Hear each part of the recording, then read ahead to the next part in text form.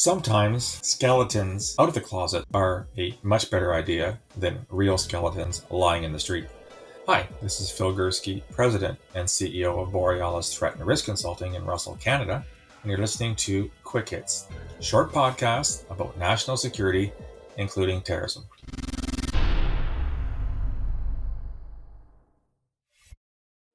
You may recall that a couple of months ago, I did an interview with an old friend of mine from CSIS, the Canadian Security Intelligence Service, where I toiled for 15 years. His name was Tredennick. He was an old intelligence officer, former RCMP officer as well. And he talked about what he knows about a plot to assassinate a former senior Saudi intelligence official, now living in Canada. Allegations that, in fact, the Crown Prince of Saudi Arabia, Mohammed bin Salman, also known as MBS, sent a so-called Tiger Squad to kill him. Much in the same way, it had sent a Tiger Squad to Istanbul in Turkey to kill Jamal Khashoggi back in 2018. Here are a few quotes from an op-ed piece put out today in the Washington Post by David Ignatius. He's quite a renowned columnist for the Washington Post. I just want to read you a little bit about it. The Biden administration, worried about possible disclosure of sensitive counterterrorism operations, is considering whether to intervene in a lawsuit that pits a former Saudi spy master against Crown Prince Mohammed bin Salman.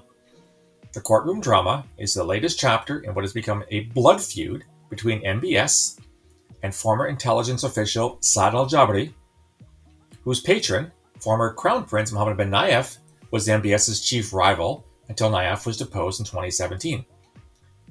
This is a dark tale, with echoes of the 2018 murder of Post contributor Jamal Khashoggi. Yes, Khashoggi was a Washington Post contributor, as David Ignatius says, by a Saudi hit team. Al-Jabri alleges in a lawsuit that MBS sent a similar Tiger Squad shortly afterward, i.e. in October of 2018, to kidnap or kill him in his exile home in Canada. He also alleges that the Saudis imprisoned his children as hostages in Saudi Arabia to force him to return home. Saudi Arabia's Crown Prince sent a hit squad to Canada on a mission to kill a former top Saudi intelligence official. His name is Saad al-Jabri. He's a permanent resident of Canada who lives in Toronto. The dilemma facing the Biden administration is that the lawyers for al-Jabri have filed a civil suit claiming that in 2008, he helped to organize a network of front companies with the primary purpose of carrying out covert and clandestine national security programs with the United States government. Here's the part that gives intelligence officers heartburn. To defend al-Jabri against the fraud claims, which the MBS Saudi government has countered with, his lawyers warn will, quote, require examination of the counterterrorism and national security activities of the United States government. So just to wrap up here, to resume, or to summarize what's going on. MBS sent, allegedly, a hit squad to Canada in October of 2018, shortly after they had killed and dismembered Jamal Khashoggi at the Saudi consulate in Istanbul, Turkey.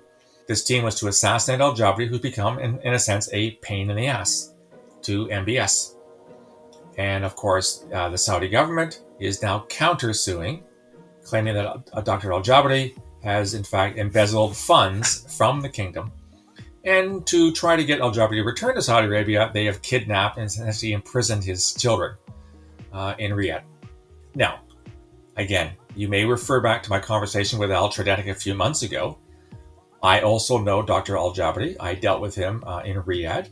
I found him to be a very competent counterterrorism professional for the Saudis. He knew what he was doing, and he was an ally, not just for the Americans, but for us here in Canada as well. Here's the problem.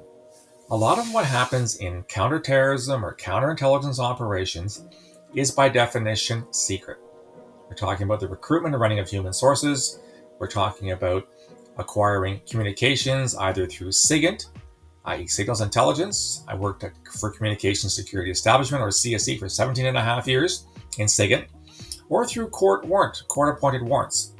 This is very sensitive information, and as David Ignatius points out, it gives counterterrorism and intelligence officials heartburn, keeps them up at night when there's a possibility that information can be disclosed, information that must remain secret to protect past or ongoing or in fact future operations. Before Khashoggi was summoned or went to the consulate in Turkey, about a week or two before, Dr. Saad Al-Jabri, who is the Canadian at the center of the issue in Toronto, his daughter was asked to go to the same consulate.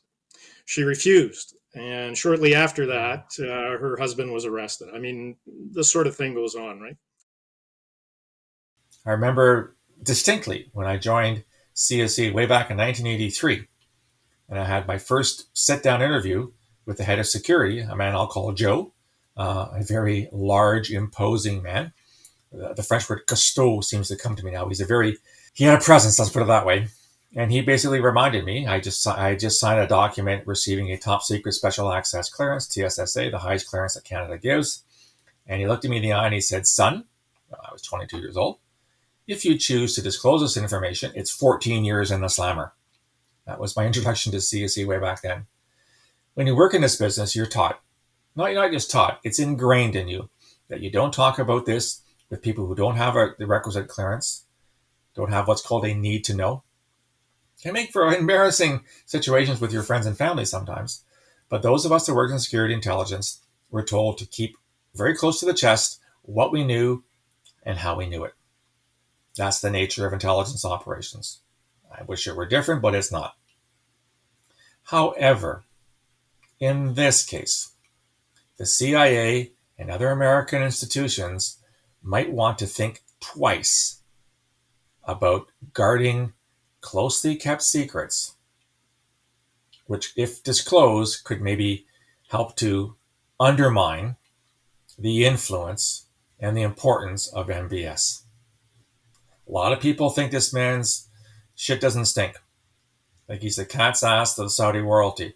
Part of me thinks the only reason why people like him is because he's not a geriatric like every other Saudi king for the past century and a half. But if Al-Jabri is correct, and I do believe that his allegations are true, I trust my friend Al, who's much closer to Dr. Al-Jabri than I am, the Saudis sent a hit team, a hit squad to Canada to assassinate on our soil a former ally, and a current ally of the Canadian government. This cannot be accepted. And I think that anything should be done to support the allegations that Al-Jabri is contending, to see that these allegations are shown to be correct in court, and we can push back against what is in fact a rogue regime running the country. MBS is not the king, he's only the Crown Prince, but he's basically running the country as far as I can tell.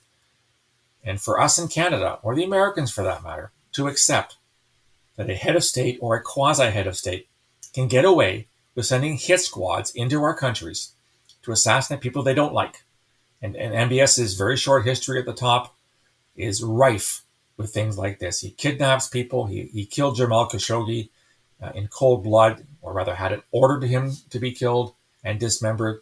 He tried to kill Al-Jabri. MBS is not a nice man, and we should not be seeing him as an ally in counterterrorism. We can still work with the Saudis, the actual practitioners that work for counterterrorism organizations, counterintelligence organizations. I know that the royal family means a lot in Saudi Arabia, but this is not a man you want to jump into bed with. He can't be trusted, and he certainly, cocks a snoot at international law by sending hit squads. Bottom line is that, when you work in intelligence, there's a lot of skeletons in the closet. Sometimes it's maybe preferable to let some of those skeletons out of the closet rather than to have MBS, who, by the way, his nickname is Mr. Bonesaw for what he did to Jamal Khashoggi, rather than allow MBS to assassinate and put more skeletons, real skeletons, in the street. So I commend David Ignatius for publishing his op-ed piece, and I think that we in Canada and our American allies and other allies around the world should push back very strongly against the types of things that MBS is trying to achieve and get away with. Anyhow, That's my opinion. Here's what you think. You can reach me on email, borealisrisk@gmail.com, or on Twitter at borealisaves. You can also find me on LinkedIn and on Facebook. If you like this content and want to get more, go to my website, borealisthreatrisk.com. Hit the subscribe button. You'll find all the podcasts, all the blogs, free of charge. You can subscribe and get access to them to your inbox every morning. There's also a link there to my latest book, The Peaceable Kingdom, A History of Terrorism in Canada from Confederation to the Present. It's self-published. You can get it nowhere else in the world except through me. It's only $25 Canadian plus shipping and handling, which varies depending on where in the world you are. Love to hear what you think of this allegations that MBS has not learned his lesson about, that assassination is illegal. Drop me a line. I'd love to hear from you.